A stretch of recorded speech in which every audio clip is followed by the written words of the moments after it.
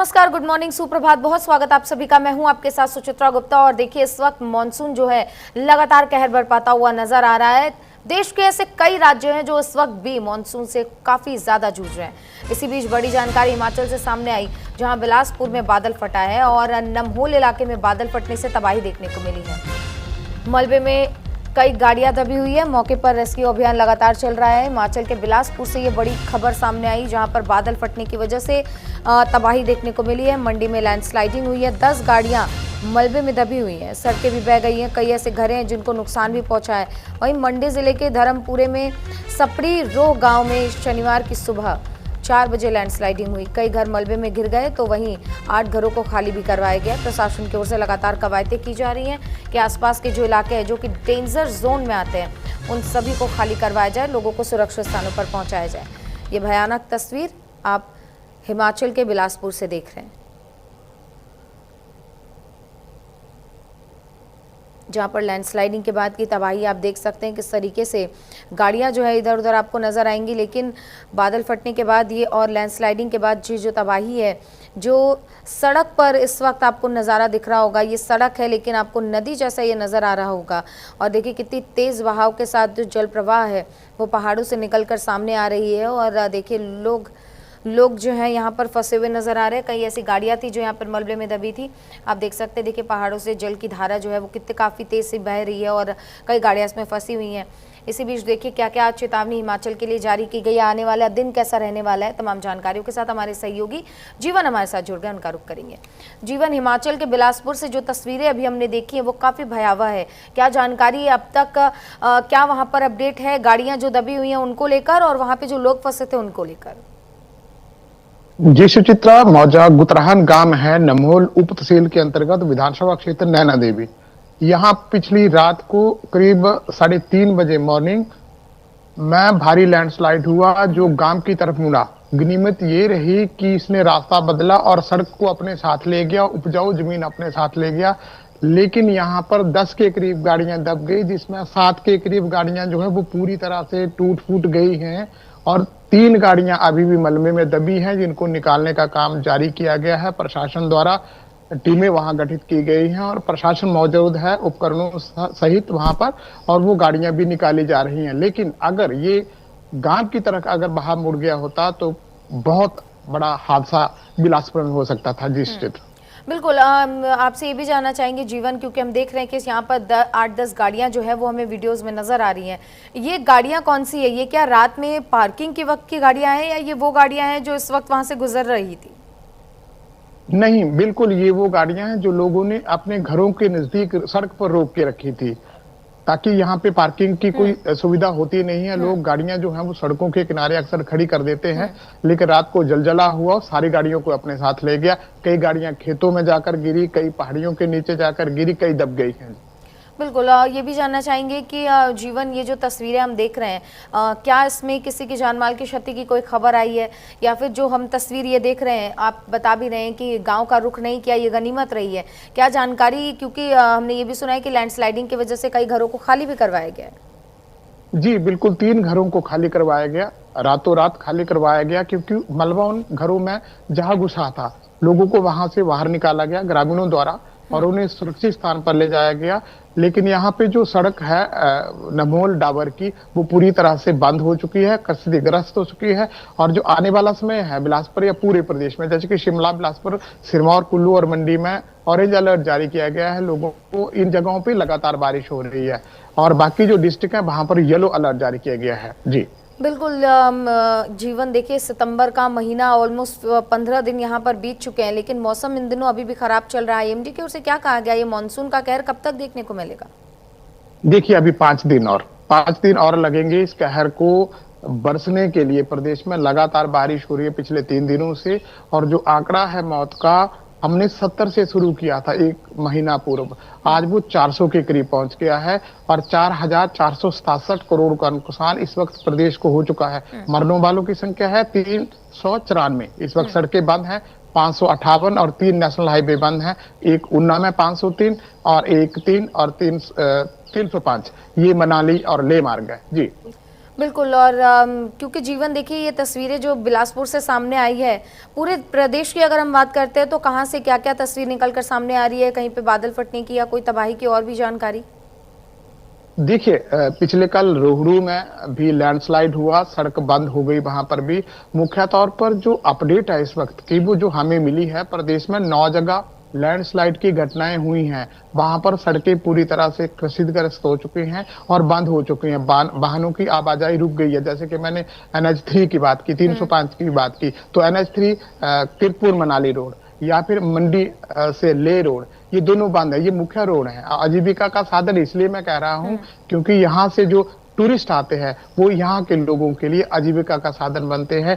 ये रोड लगातार बंद है, पिछले 10 दिनों से बंद हो रहे हैं, खुल रहे हैं, बंद हो रहे हैं, खुल रहे हैं। लेकिन यहाँ के जो सबसे बड़ा जो आजीविका का साधन था वो है टूरिस्ट, और टूरिस्ट बंद हैं, तो सोचिए इन लोगों की हालत किस तरह से चल रही होगी। बिल्कुल जाहिर है ये तो कि हिमाचल क्योंकि पर्यटकों के बीच विशेष तौर पर पसंद किया जाता है, क्योंकि वहाँ की वादियाँ लोगों को बहुत पसंद है। लेकिन इन दिनों मौसम खराब होने की वजह से सबको परेशानी हो रही है। जीवन, अब आप हमारे साथ बने रहिएगा, आगे खबर के लिए आपका रुख करेंगे।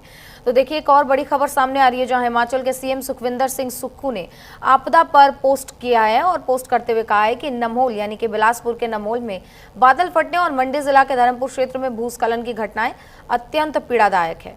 इन दोनों घटनाओं से कई परिवारों को भारी नुकसान उठाना पड़ा है और जनजीवन बुरी तरीके से प्रभावित हुआ है। संकट की इस घड़ी में मेरी संवेदनाएं हर प्रभावित परिवार के साथ है।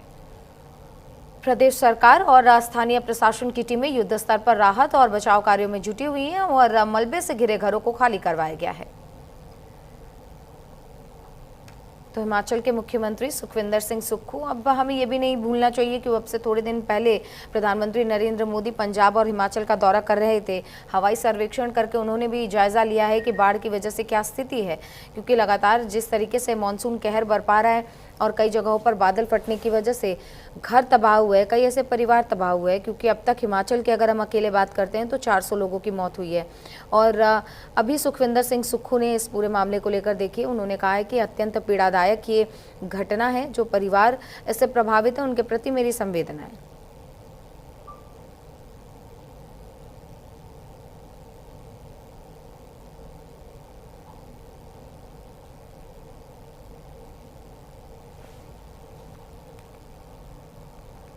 तो देखिए, सिर्फ हिमाचल ही नहीं बल्कि उत्तराखंड भी इस वक्त सबसे ज्यादा प्रभावित नजर आ रहा है। उत्तराखंड के उत्तरकाशी में बारिश का कहर देखने को मिला।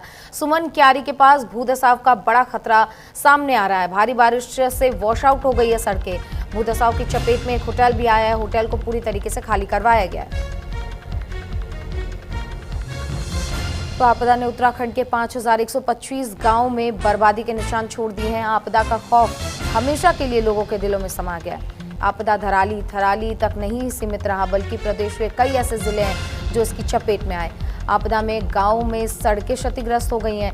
बिजली के खंभे, ट्रांसफार्मर और लाइनों को भी खूब नुकसान पहुंचा है। वहीं दूर घर, दुकान, बाजार, फसलें, पशु संचार व्यवस्था से लेकर जानमाल का भी नुकसान हुआ है। सबसे ज़्यादा प्रभावित चमोली रहा है, जहां पर 1657 जो गांव है वो आपदा का सामना कर रहे हैं। पौड़ी गढ़वाल में 915, टिहरी गढ़वाल में 593 और देहरादून में 512 गांव प्रभावित हुए हैं। पहाड़ी इलाकों के साथ ही हरिद्वार में भी 166 ऐसे गांव हैं जो आपदा से प्रभावित हैं और आपदा ने वहां तबाही मचाई है। फिलहाल सरकार ने प्रभावितों को गांव में तुरंत राहत और पुनर्वास कार्य को लेकर बहाल कर दिया है और लगातार रेस्क्यू ऑपरेशन भी चलाए जा रहे हैं। इसको लेकर विशेषज्ञों का मानना है कि भविष्य में आपदा से निपटने के लिए कुछ अच्छा और कुछ विश्वसनीय करना होगा, ताकि उस पर भरोसा किया जा सके और आपदा को पहले से ही भापा जा सके, ताकि लोगों को चेतावनी जारी की जा सके। हमारे साथ शहाबुद्दीन हमारे साथ जुड़ गए हैं, उनका रुख करेंगे। शहाबुद्दीन, देखिए किस तरीके से लगातार अलग अलग राज्यों से ऐसी तस्वीरें निकलकर सामने आ रही, खासकर अगर पर्वतीय इलाकों की बात करें, जैसे हिमाचल की अभी हमने बात की, उत्तराखंड से ऐसी तस्वीरें निकलकर सामने आ रही है। मौसम विभाग की ओर से क्या चेतावनी जारी की गई आने वाले दिनों के लिए? हाँ बिल्कुल, देखिए यूपी में इस समय लगातार जो बाढ़ का प्रकोप है वो लगातार बना हुआ है। अगर हम वाराणसी की बात करें तो वाराणसी में पिछले काफी दिनों से आप सोचिए लगभग 2 महीने से लगातार जो क्षेत्र हैं वो बाढ़ से प्रभावित हैं। लोग अभी भी पानी के बीच में रह रहे हैं और पिछले 2 महीने से वो इसी परिस्थिति से गुजर रहे हैं। सोचिए उनकी मानसिक स्थिति क्या होगी। और जो बाढ़ है वो अभी लगातार बढ़ी हुई है। अभी आपने पिछले कल जो हमने अभी मौसम विभाग के लोगों से बातचीत की तो उन्होंने बताया कि लगभग 70 सेंटीमीटर अभी भी भरा हुआ है और उसके बाद लगातार वर्मा नदी हो चाहे गंगा नदी हो, दोनों लगातार हमेशा उफान पर हैं। वरुणा नदी पिछले 5 बार से लगातार उफान पर 4 बार वो भी उनका जलस्तर लगातार छोड़ा गया है, बढ़ा है।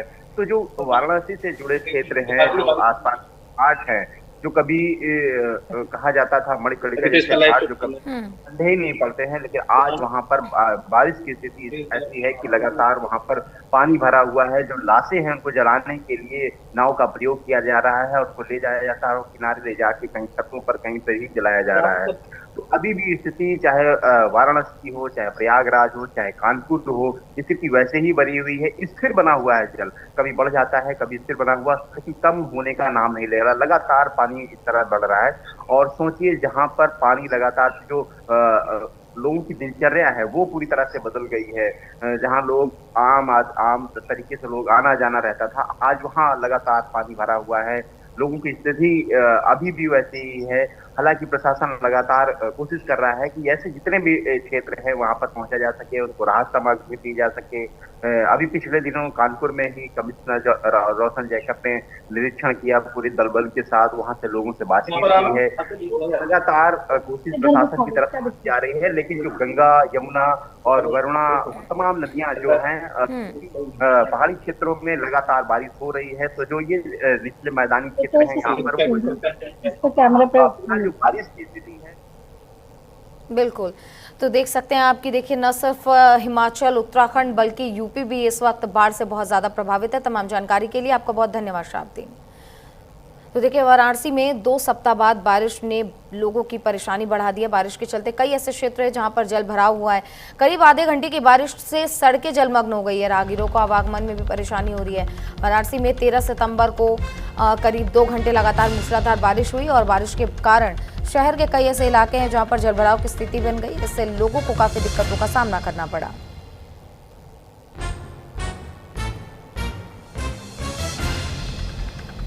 तो देखा आपने कि वाराणसी से ये जानकारी सामने आ रही है। अभी हमारे सहयोगी भी बता रहे थे विस्तार से कि वाराणसी में किस तरीके से लोग प्रभावित हैं।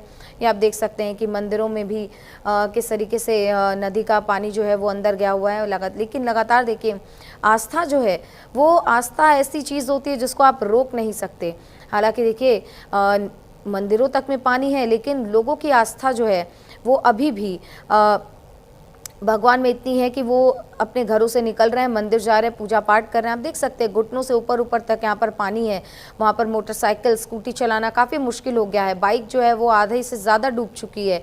लेकिन अब देखिए जिनको काम है वो घरों से निकलेंगे ही। लेकिन ये मंदिर की तस्वीर हम आपको दिखा रहे हैं। देखिए मंदिर में किस तरीके से पानी लगा हुआ है और आप मंदिर के अंदर देखिए पंडित जी भी नज़र आ जाएंगे, भक्त भी आपको नज़र आएंगे जो दीप प्रज्वलित करते हुए नज़र आ रहे हैं, भगवान से आराधना और प्रार्थना करते हुए नज़र आ रहे हैं।